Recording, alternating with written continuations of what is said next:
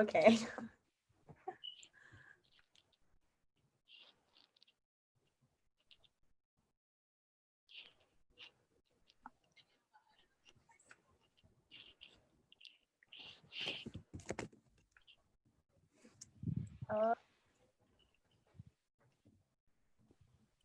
Okay, we are on, I think.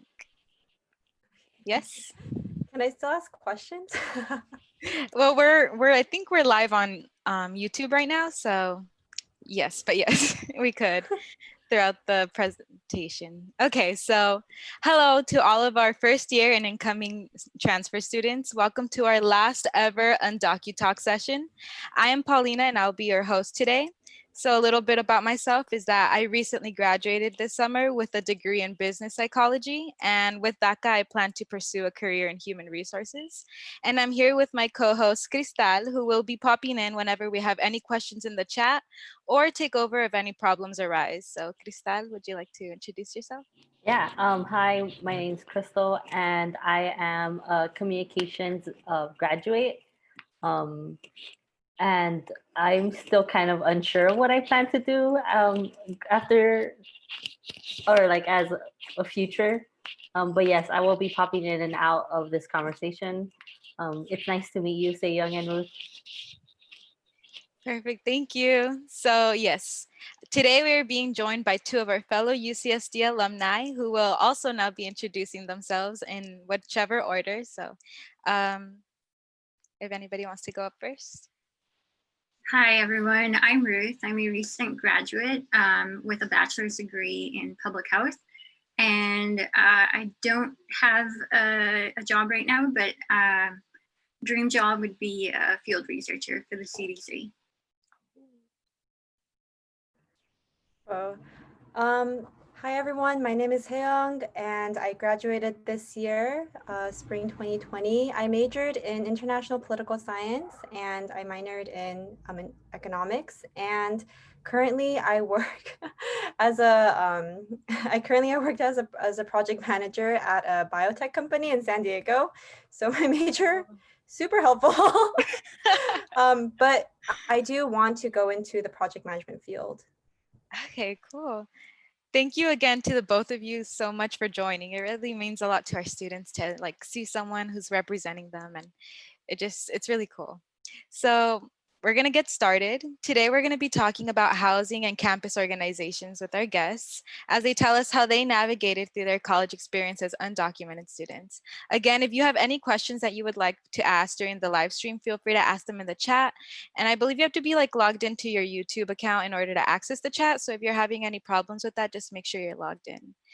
Okay, so let's get started with the first question. The first question is gonna have to do with housing. So for both of you, how was it like living on campus if you lived on campus? Or sorry, I lost my questions, but yeah, did you live on campus or not? Like, how were your first few years? And then either of you could go. I nominate Ruth. Unless you Okay, want me to go. we could have that. All right. Yeah, I lived on campus my first 2 years of college. First year I was overflow, so I was in Eleanor Roosevelt College, but I lived in the Revelle dorms. And then my second year I lived at the apartments at ERC. Yeah, so I did live on campus.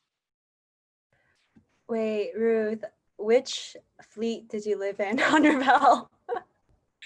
Discovery Hall. Did you also Discovery Hall? We were right next to each other. Yeah, I'm exactly, literally, like copy and paste Ruth's answer. I was in URC for my college, but I was also overflow because I decided to go to UCSD really late. And I was in Atlantis Hall, so that's like right next to where Ruth lived freshman year. And I also lived in the second year ERC apartments. I lived in iHouse. Yeah. Okay, so you both had some experience living on campus. What would you both say were some pros to that? I think pro is definitely being able to make it to your class within 10 minutes. I know living off campus, that was not a thing at all. Have to plan ahead of time, make sure you get to your bus stop, or if you drive, make sure you have enough time to get to campus. Whereas living on campus is just like roll out of bed, throw something on, and make it to your first lecture at 8 a.m. So definitely a pro. Another thing I can think of is it's a lot easier to make friends when you're living on campus because you're a lot more aware of the things going on, and yeah, it's a lot easier to make friends when you're living on campus. Young, did you have anything to add on to like the pros? I think I mean, those are essentially my pros too. I didn't really like living on campus that much, but it differs person by person. But another pro is that you don't really have to pay for furniture, I guess. Like, everything is already there. So kind of getting furniture when you move off campus is a really big hassle. So everything that you need is provided for you. The trash gets taken out for you at different times of the week. Like I guess in one sense, convenient. Yeah. Yeah, you're honestly right. I forgot about that. But yeah, they would come in and we had like house cleaning, and they'd come in at least every weekend to clean even the bathrooms, the living room, anything that wasn't your space. So it was really cool having that. So those are the pros. It's better for time. It's easier to build community, and there is that facility to have someone help you clean. So, but what would you guys say are like some cons then? I think just one con, I like this is kind of personal to me, but I really like cooking, and you can't really cook, especially freshman year. There's no kitchen in most of the dorms, and even in the apartments that do have kitchens, it's hard to get access to groceries. You can go to the campus markets, but they often don't really have, or at least for me, they didn't really have what I wanted. So I think that's one con.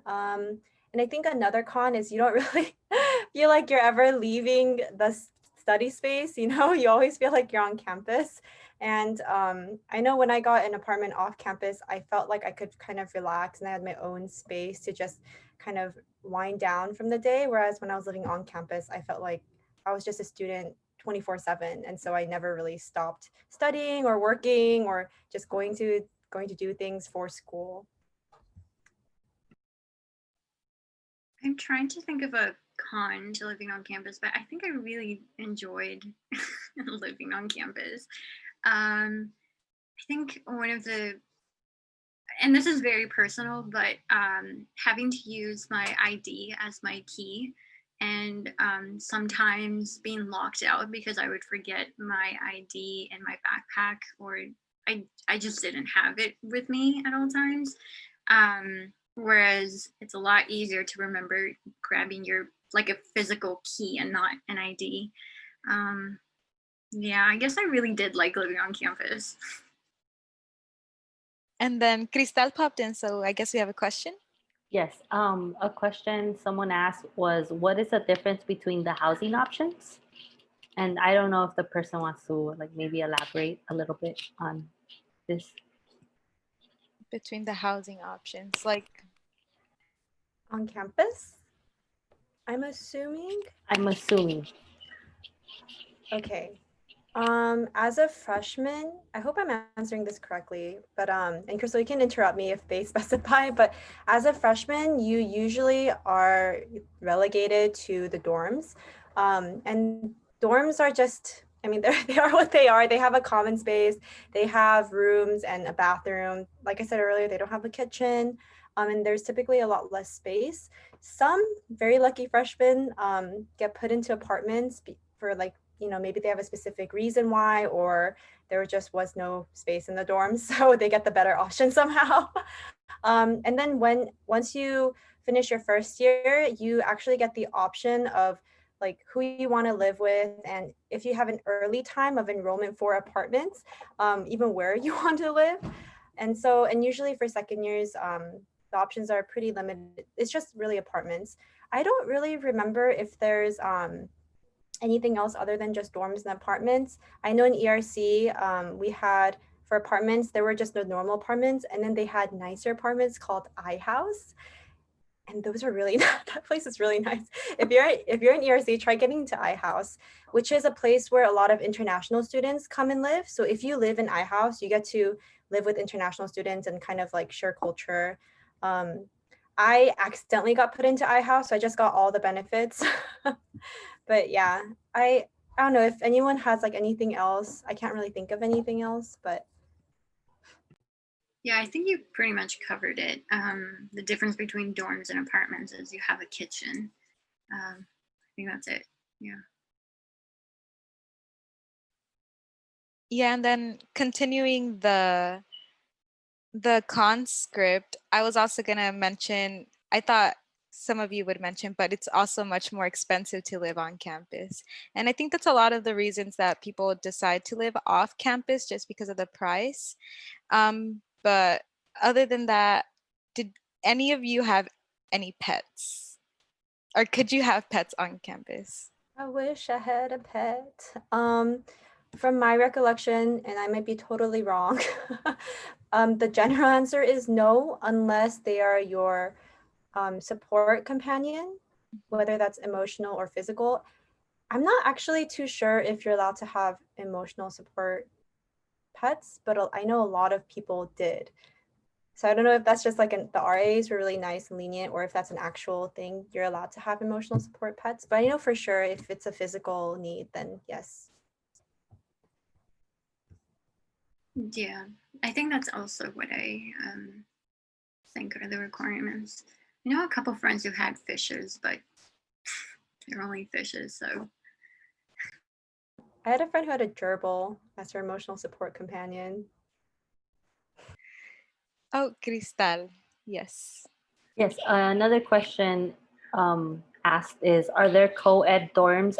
Are co-ed dorms a thing at UCSD that you know of?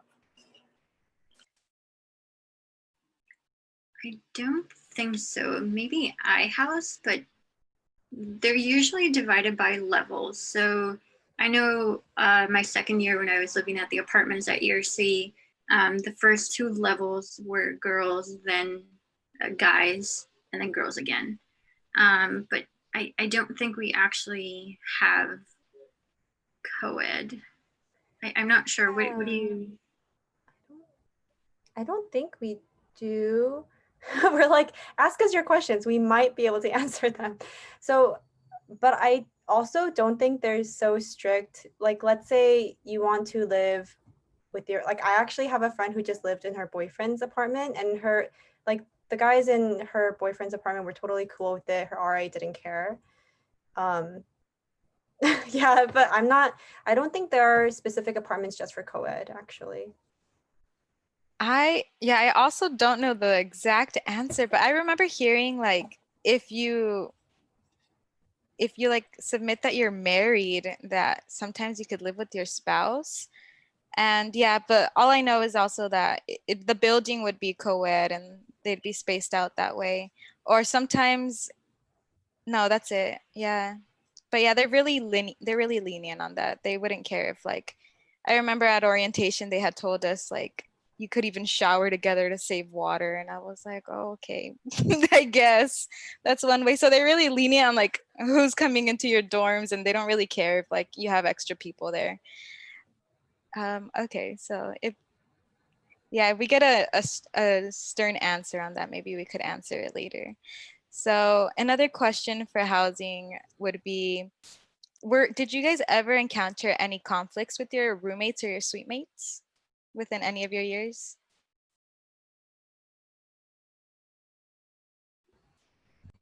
Do you want to go first, Leon? How juicy is your story? Quite juicy. One of my. All right, give it. Okay. So second year when I was living at the apartments, so there's an option for you to live with your friends your second year. I'm not sure if this applies for the dorms as well. And you may or may not get it. But I lived with two of my best friends, and we were randomly assigned another roommate. There were 4 singles at the apartment, and the one girl that we didn't know turned out to be kind of crazy. She would bring her boyfriend over all the time, and it got to the point where her parents had to be involved because he was an ex-convict and they didn't want her to date, and the guy was like 25 or 26 years old. And so yeah, he left like a knife in our restroom. Like, it was just weird and we didn't feel safe, so we contacted HVH, which is a housing and residency, I don't remember the acronym, but the housing administration. And yeah, as soon as they found out that she was a compulsive liar, they asked her to move out. And it wasn't the first time that she was kicked out of housing on campus. So yeah, it was really crazy. But the housing administration was very helpful, and they reassigned someone else, and it was fine. But yeah, it was also during midterms week, so I remember all of us being really stressed with midterms and then having to deal with this. But yeah, it was very crazy.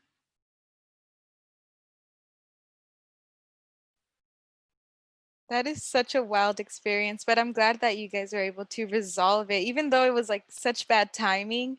At least, at least there was a solution for you. Seyong, did you have any experiences like that? It's not as spicy. I think I think Ruth gave like a really just like one heaping steak, but I can offer you like little bits of meat. Um, so I think my first year I had the most issues because like I think for a lot of people, you can't really choose who you live with, even though they say you can like fill out a form. For a lot of my friends and I, we found out that they, we couldn't live with each other, or like they didn't assign us to the forms that we filled out. So my first year, I was so, and I think maybe a lot of, freshman students might be feeling this, feeling similarly, where you move in and you're really nervous and you're like, you don't want to be alone and you don't want to be excluded. So you try to make friends with whoever you can meet. I don't know how applicable this is during COVID, but I mean, once this is all over and you do move on campus, I think it's just one important thing to keep in mind is you're always going to have the opportunity to make friends. UCSD has over 30,000 students. There are many people in the sea for friendship, like, and I think for me, I really was so desperate to hold on to my suite mates that I kind of let them do whatever. And it was really emotionally difficult for me to the point where I actually had to see our mental health counseling center that we have on campus called CAPS. Because there was just a lot of gossiping and a lot of like backstabbing, a lot of like just little like snide comments at different people, and like middle school.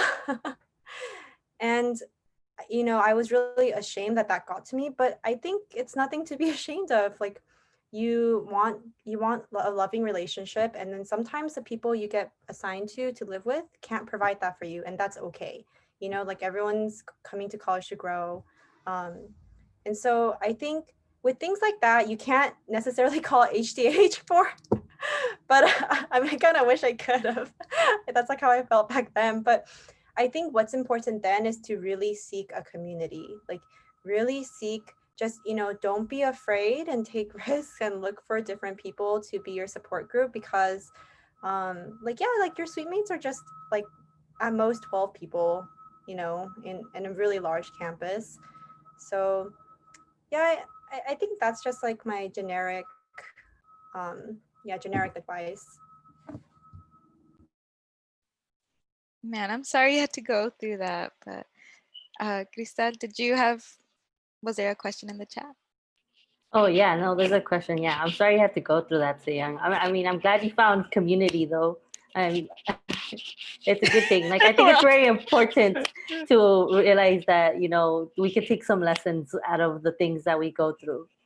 There was yeah. Sorry, I didn't mean to pop in like at a very like So there was a question asking how does housing work during the holidays and the summer? Like, can like this is from a parent perspective. Like, can their kids stay during these times? If you know, Sorry, during COVID or just general normal world? I'm gonna assume regular normal world. Yeah. Okay. You can stay on campus if I believe, like, if you have, I'm not sure if, I'm not exactly sure how the process is, but you can stay on campus for different reasons. So I have a lot of international friends, and they were allowed to stay on campus because, for some of them, it took like a day and a half to go back home. So it wasn't worth going back during the holidays. Um, let's say you have a really difficult family situation at home, you can also stay on campus. The only thing is not a lot of dining halls are open. I think like one maybe, and even that might not be open. So you would have to try to find your own way to get food. Um, and yeah, hopefully it's not, this isn't referencing COVID, but yeah, that's what I know. Paulina, Ruth, do you guys have any more input? Because I can't remember it. I think I have just as much input as you do. I know for winter break, I was never allowed to stay on campus, but I also my hometown is Los Angeles, so it was easy for me to travel back and forth. Yeah, I was really surprised too when winter came and they're like everything's closing and like none of the dining halls or everything was just not available. So it was just more convenient to leave. But yeah, I think going on, are either of you transfer students? Were either of you transfer students? Okay, so maybe we could save that. Um, Maybe we could just bring that in later. So maybe kind of going on with what Seyang said and finding community outside of your housing. How did you do that? And like, did you join any student-led organizations and or campus organizations? And how did that go for you?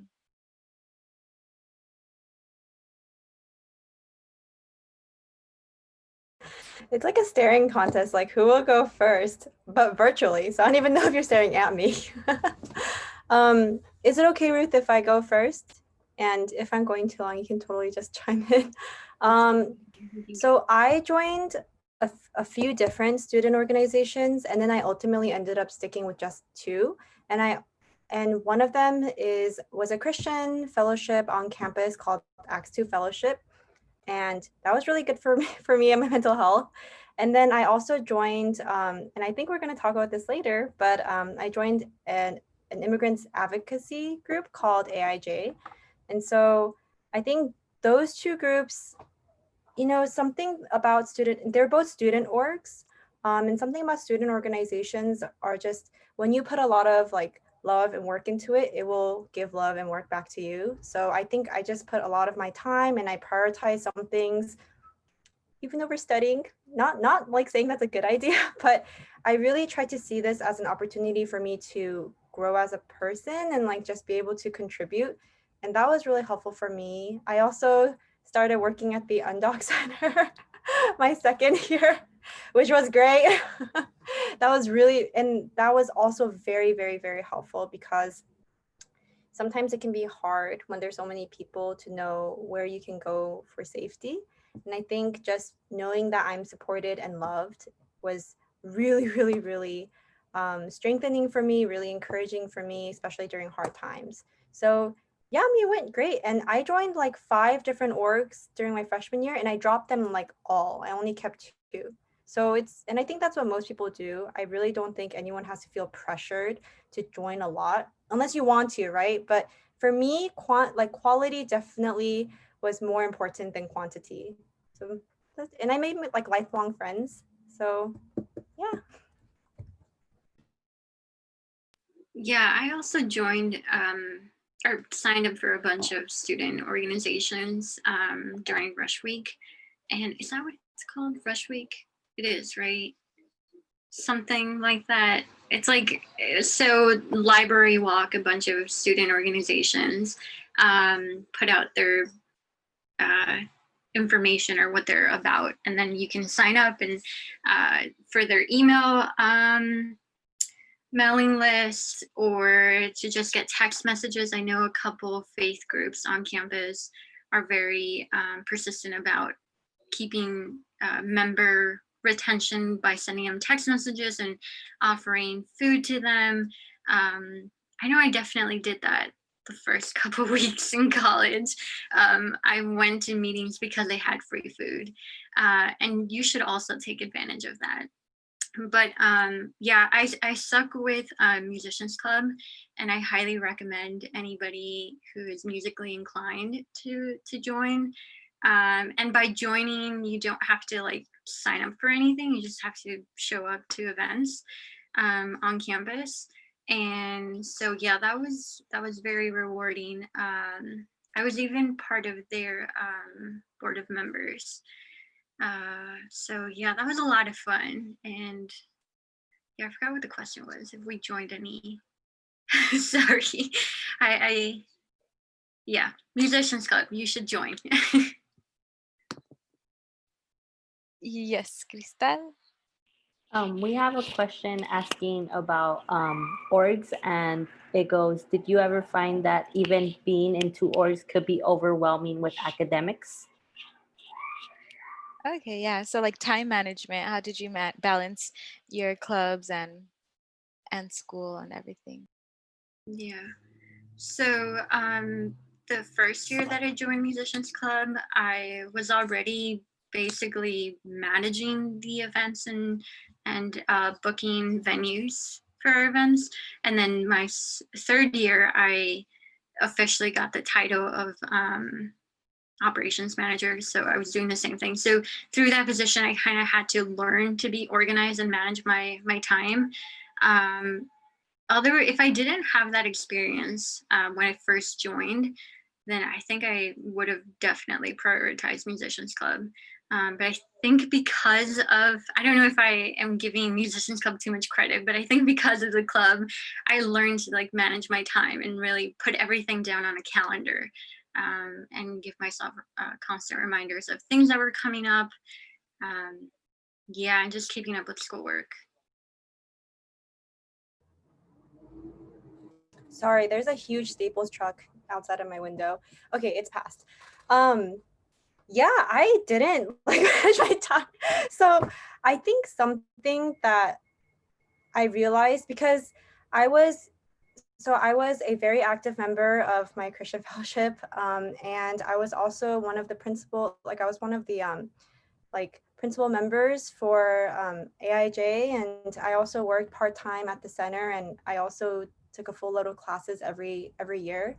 And I think for me, I definitely had to let my grades suffer sometimes. Not always, and I tried, but I definitely had to just kind of sit down and reprioritize and see like, okay, is this event really that worth it? And if it is, then I put more of my heart into that. But sometimes it's not, like, is this event really worth it?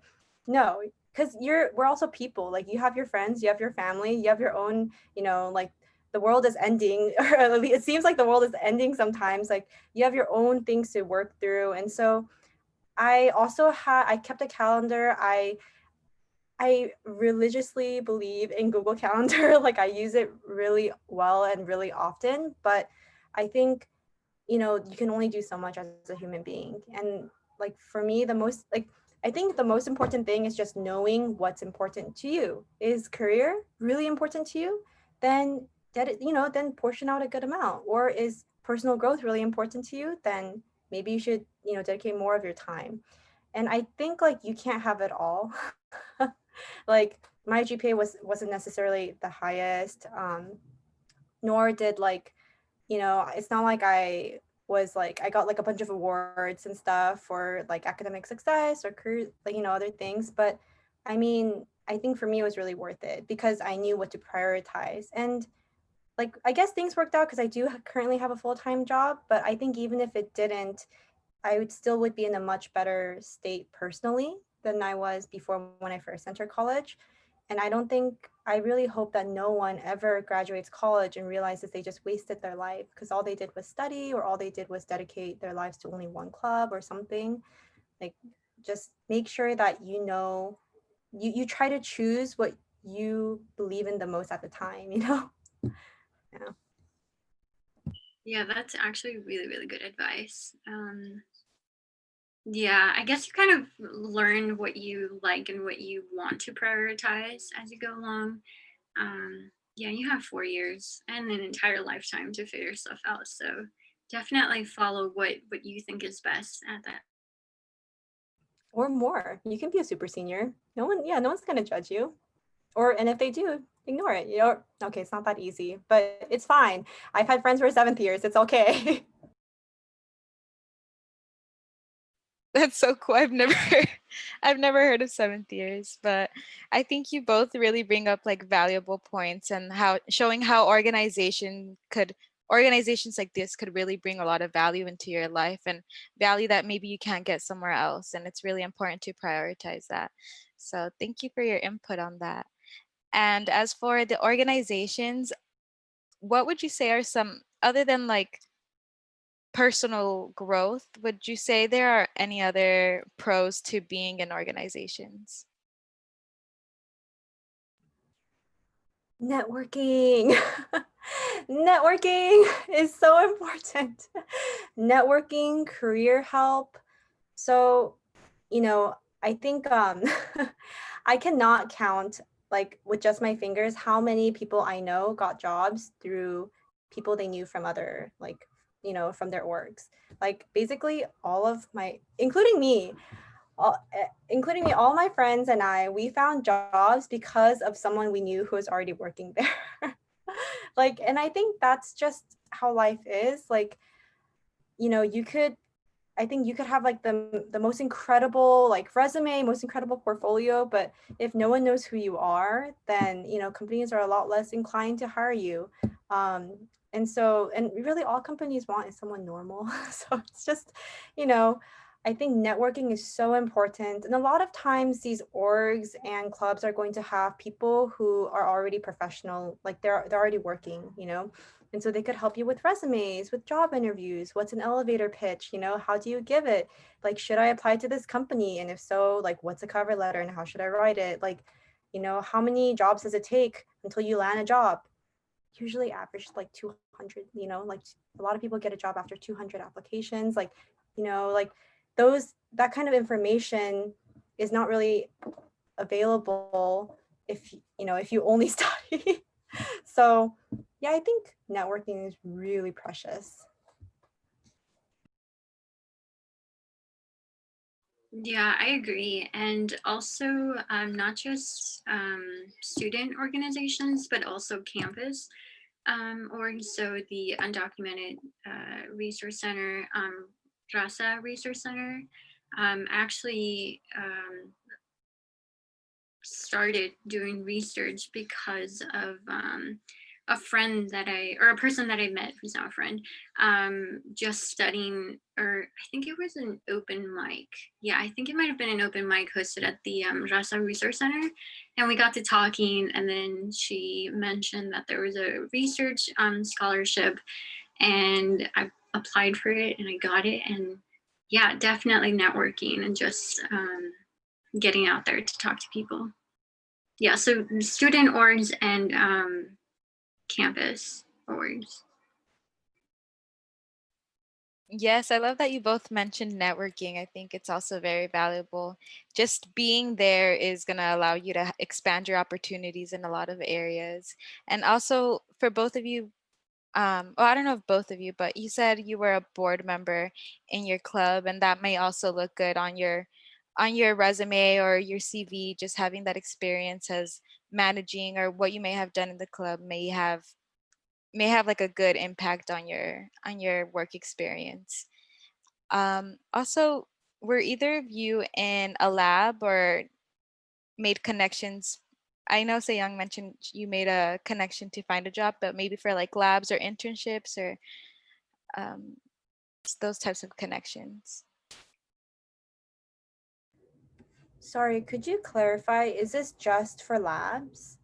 Or is it an internship anywhere? Yeah, anywhere, like maybe just from the connections that you made at the organizations, or just maybe expand on how that helped you. Ruth, would you like to go or should I? I don't. I can't connect any of my connections to the professional experience I got at UCSD, but I can definitely speak to just talking to your professors after class or during office hours.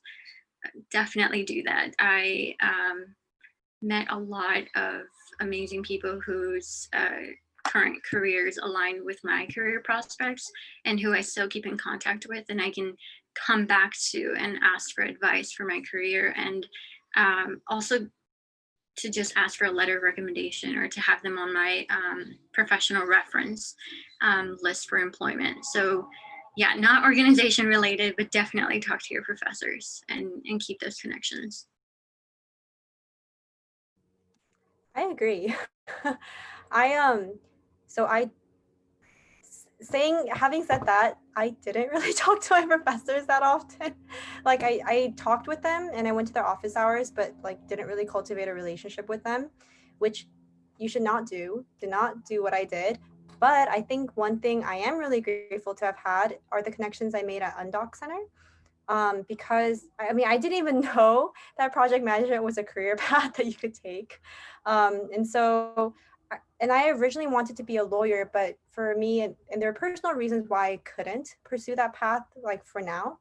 And so I had to get advice on like, well, like, is being a lawyer a wise choice right now? And if it's not, where else can I go? And you know, Danielle is the one that pointed out, like, oh, maybe you could be looking into these other areas. And then I spoke to the staff at my church who are already working. I said, okay, well, and some of them were lawyers, some of them are project managers. I said, you know, what should I do? And they gave me advice. And I realized like being a project manager really aligns with like kind of who I am as a person and seemed really interesting to me.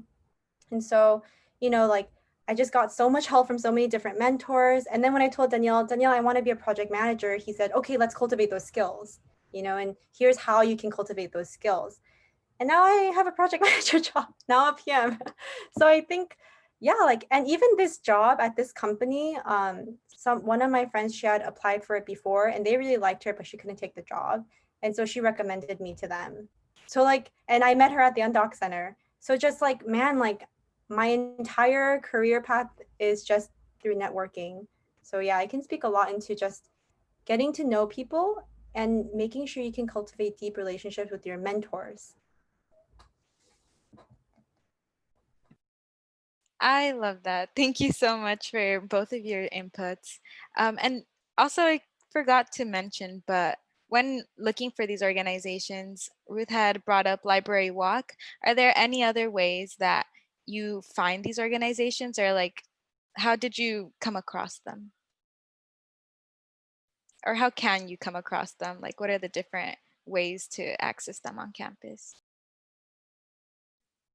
I think one of the bigger ways to find these organizations is going to student involvement. Something I can remember the name, but it's on the third floor of PC Price Center, and they usually have pamphlets at their front desk, and these pamphlets are filled with like all of the organizations that are registered. And I remember looking through that my first year and trying to go to swing dance club. I attended one meeting and I thought, oh no, this is not for me. But yeah, there's a giant pamphlet for all the organizations, and also online. I'm sure you can find that online. Oh, sorry. It's the thing with Zoom, you unmute, someone else unmutes. It's like interrupting them. Yeah, so Danielle just put in the chat that it's called the Center for Student Involvement. And I think like I found the Undoc Center online, but also people put flyers up everywhere. Like there are a lot of places on campus that you can just kind of go to the board and just see what's happening. I personally have never seen anybody do that other than myself. I've done that before. I'm like, oh, that sounds interesting. Maybe I'll go check it out. Um, but yeah, like a lot of the times when you just go to clubs like once, you get added onto their mailing list. And so you can still be like constantly updated about what's happening and what they're doing. And I know UCSD also sends out like just emails for bigger events that are happening. And some of them are linked with clubs or just organizations on campus. So yeah, I don't really know if there's other ways. I guess I could add on to that, like some other ways. I don't know if you both know about Handshake. Handshake has like a lot of resources on there that you could look up. Also, just visiting spaces. If you see the Raza Resource Center has like their banner outside, going in and checking it out, or also just subscribing to their newsletters. You'll be able to learn a lot about that organization, or even social media, honestly, just finding their Instagram pages, or just stalking, I guess, seeing what's available. I remember how I found the Undoc Center was at Triton Day, but they had like their posts, and then I had followed them on Facebook, and then I was like, wow, I really want to be a part of this. So I guess there's a lot of ways to be involved in different organizations, but yeah, the flyers are everywhere. I hope they still have that even during COVID. Okay, so there's a question here about AIJ. I don't know if Seyong, you want to discuss what it is and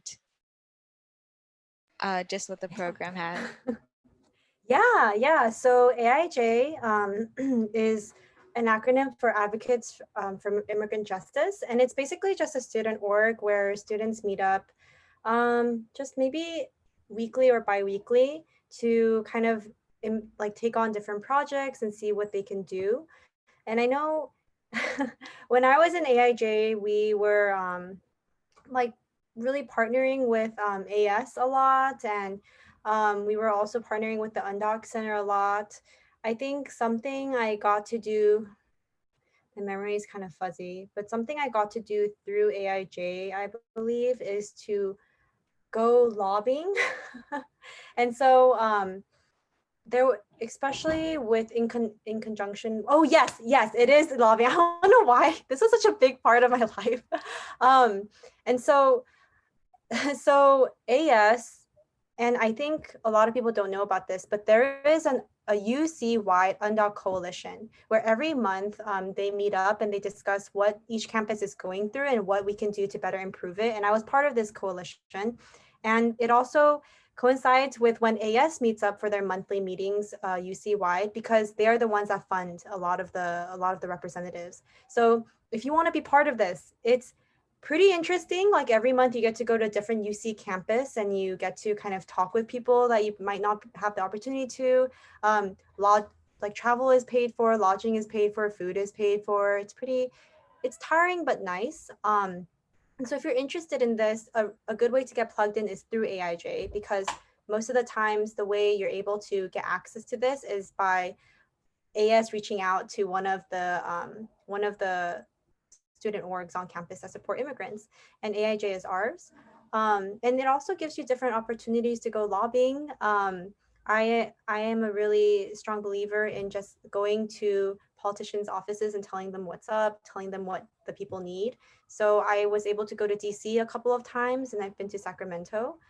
Although Sacramento was through the center, I think it's also, I mean, you still could go through AIJ. And so I highly recommend Advocates for Immigrant Justice. I think there's a lot of potential in this club. It used to be called Mira before, and then it was renamed a couple years back. So if you see things that say Mira, it's the same thing.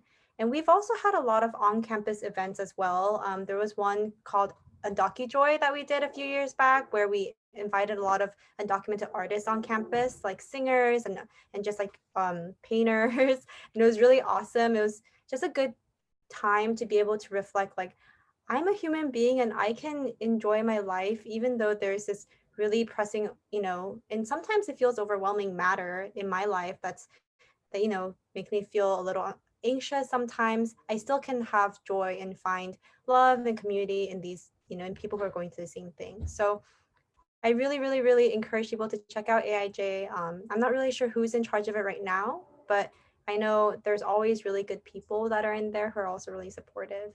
So check out AIJ. Yes, I agree. I would always see AJ and they were doing their thing. And I was always so proud and impressed by everything that you all were doing and going up and speaking our truth and like speaking up for everybody. It was always amazing to see. So I also encourage students to check it out. Hopefully it's still continuing right now. I'm not sure, but I'm pretty sure. Maybe Daniel could tell me in the chat later.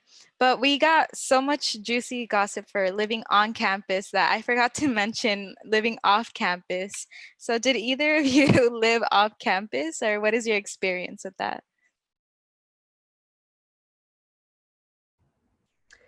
Oh, should I go? Sorry. I feel like I've been talking a lot. Like, sorry.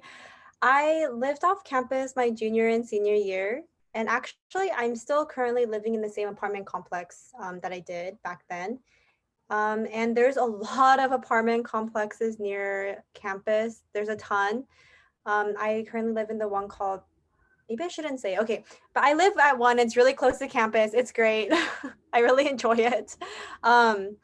And I would say if you have like people that you know who also want to live off campus, it's really not that hard of a process because fun fact, like a lot of the apartment complexes know your students and they understand.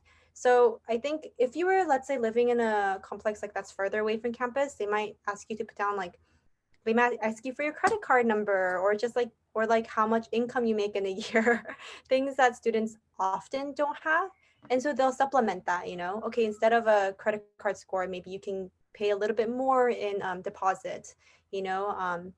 And so, and they're really understanding when it comes to leasing and the finickiness of just people sometimes leaving, like, you know, things not really being permanent.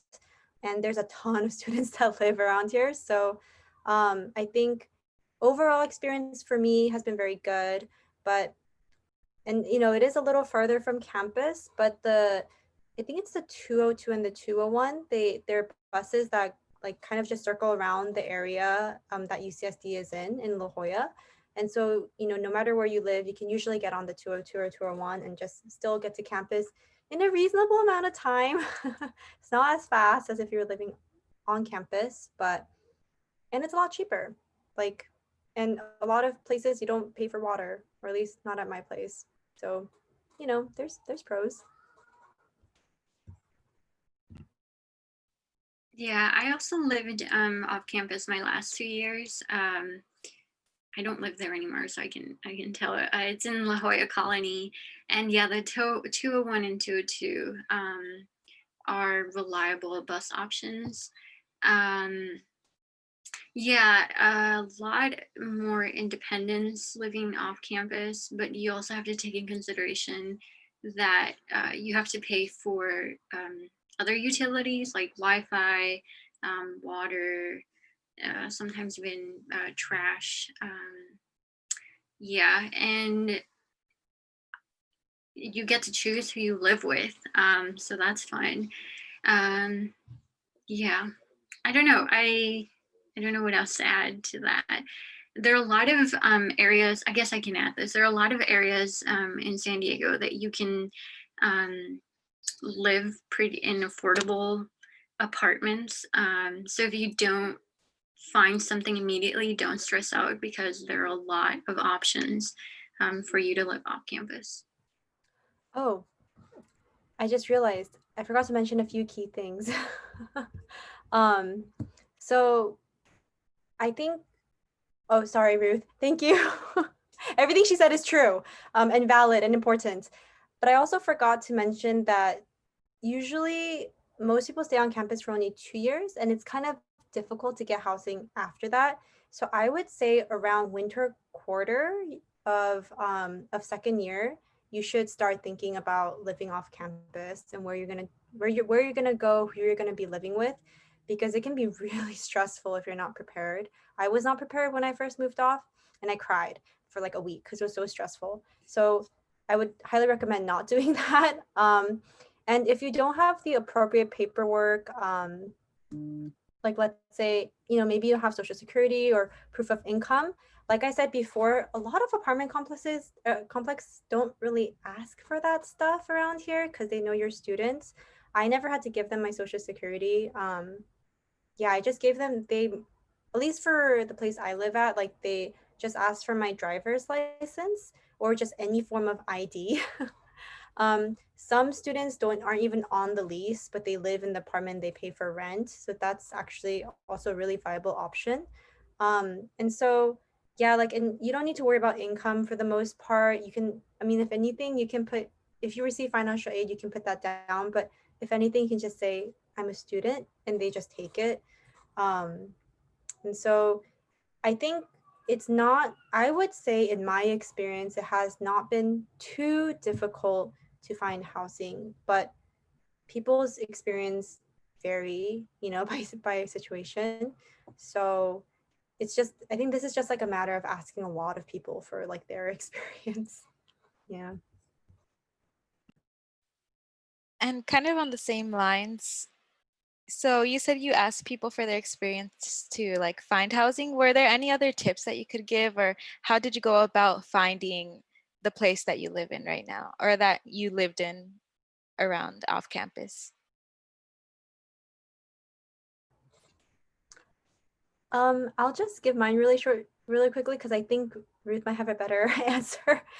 I just, I was really fortunate where a lot of my church friends lived in my complex, and a lot of them were moving out.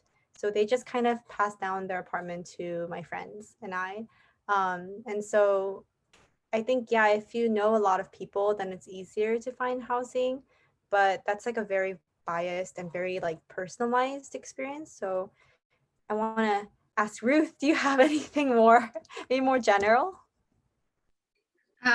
I think for me, it was a lot of going on Facebook. There are 2 to 3 groups of student UCSD off-campus housing that you can search for.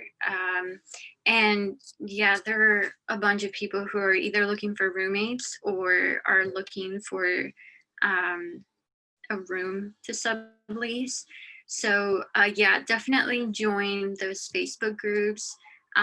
Keep in contact with your friends, and yeah, I totally agree with Seyong.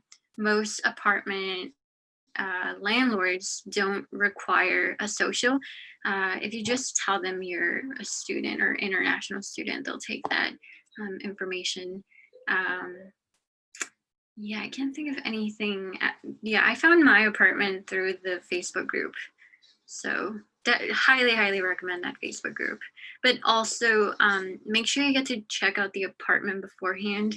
Try to avoid scammers, because that was a huge thing.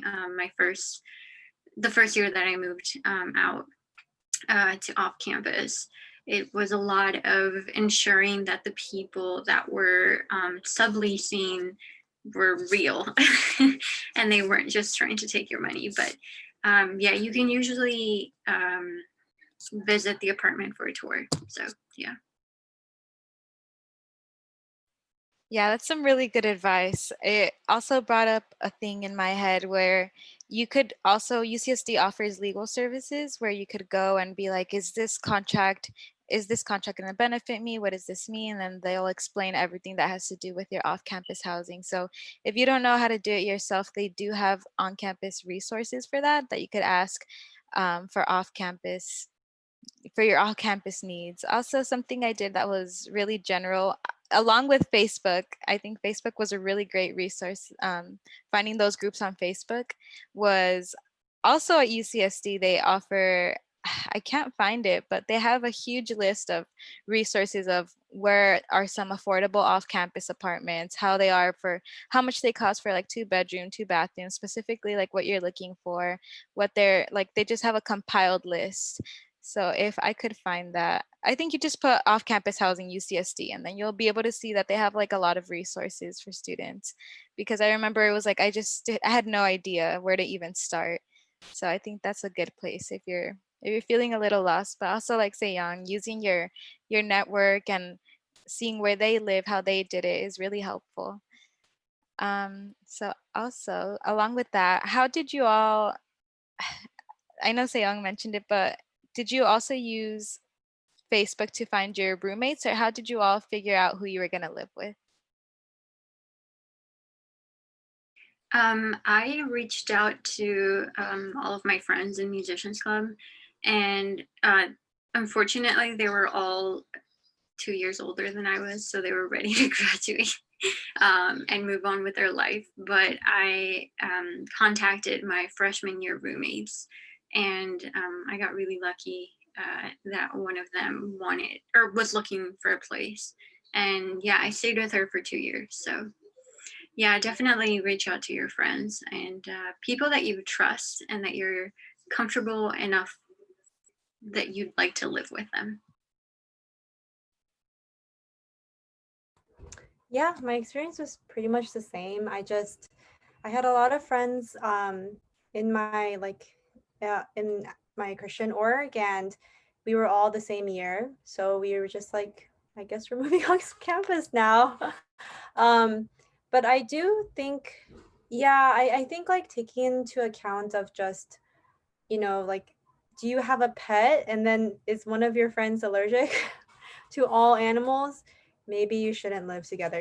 Like, I think those are just, things that you have to talk about. I know some people who just rushed in to get off campus because they prepared too late. I mean, I was one of those people, and it was kind of a painful experience because they had to like read, like, try to take their names off the lease and then try to find subleasers. Like, so I think just preparation beforehand. Yeah. I also remember seeing people who were like in Greek life or sororities, they would usually find housing like within townhouses. So they would all have, like, maybe that's one way if you really want to network. They usually have, I don't know, they always have townhouses available. I don't know if you all noticed that, but it was a thing that I noticed personally. And I lost my question. Oh, we're going back to the transfer students. Maybe just generally, do you have any advice for transfer students that might make it easier for them to like assimilate into UCSD life?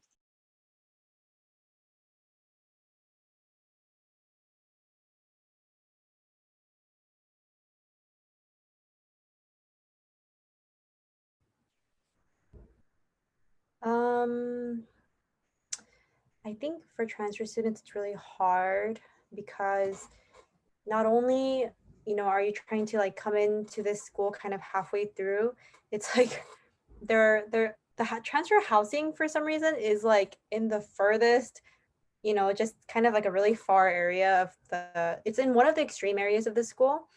I mean, like, so are a lot of, the school is really big, so are a lot of other colleges, but I think because of that, for transfers, I think it's just, I feel like I can only give the same advice, but even more, like make it more intense. Like, if you really want to find a community, there's a lot of transfer specific events that you can find through the UCSD website or through different newsletters.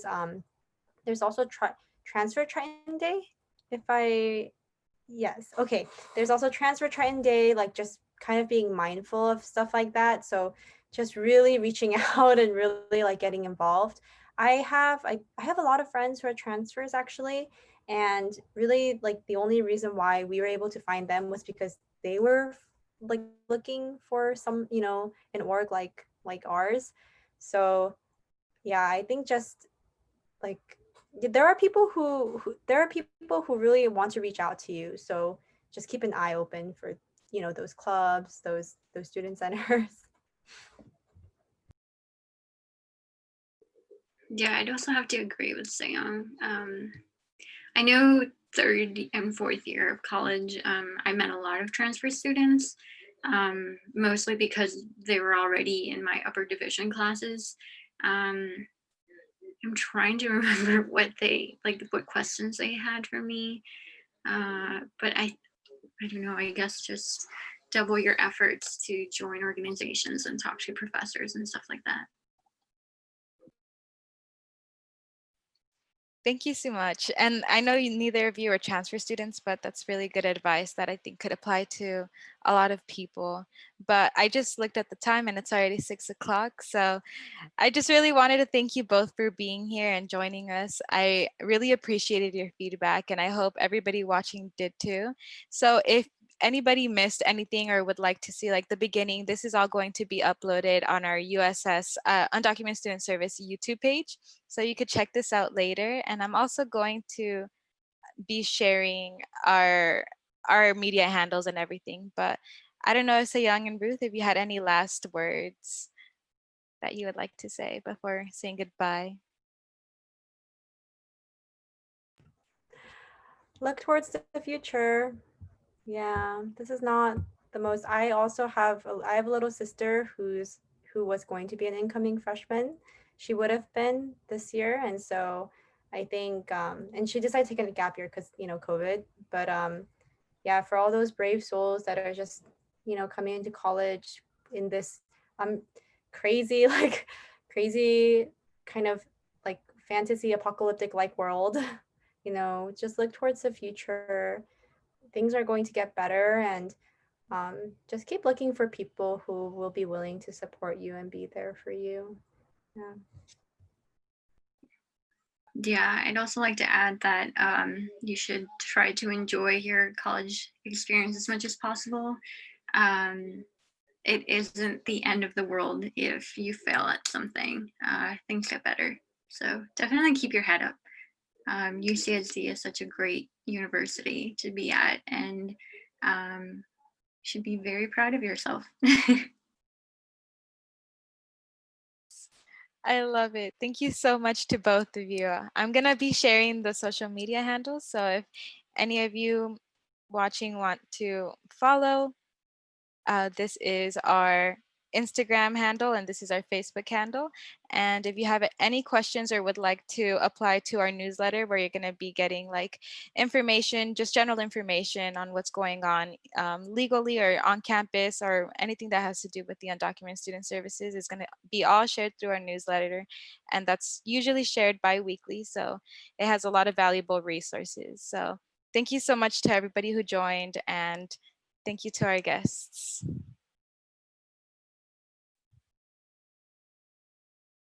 Bye. Thanks for having us. Yeah, thank you for having us. Thank you.